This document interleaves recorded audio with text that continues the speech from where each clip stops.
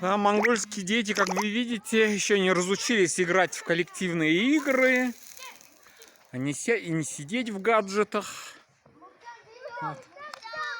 Вот. Вспомнили свое советское детство. Ну а здесь сам директор колледжа готовит для них куриные шашлыки. Вот новая база. Не новая, новая старая, да? Старая, вот надо показать вон мойку как сделали, вон как мы. Да, только что вот закончили буквально мойку, такой красивый забор. Ну, надо сказать, Гремячинск же, да?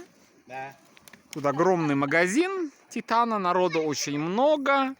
Все спешат до 9 часов сделать закупки. Хухтинг автобус, он прямо с Сухбатора. Сухбатора сыйсың, а? Или Дархана сыйсың? Замбаты. А, угойын автобусный. Әлдіге. Пас Улан-Батор. Ну. Курица и свинина. Ну, какие монголы без мяса. Сегодня прощальный вечер. Вот завтра они уже возвращаются в Улан-Удэ. Примут участие в Сорхарбане. И на этом заканчивается. Да, ночью хорода. И на этом заканчивается интенсив, да? Да. Первая попытка интенсива.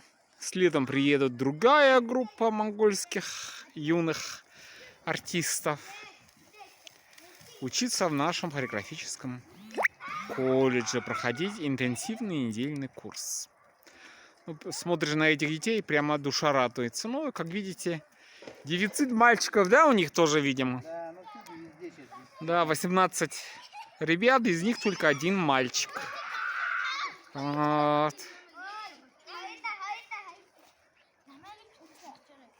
Ой-ой-ой. Салонгыз кему? Да, молодцы.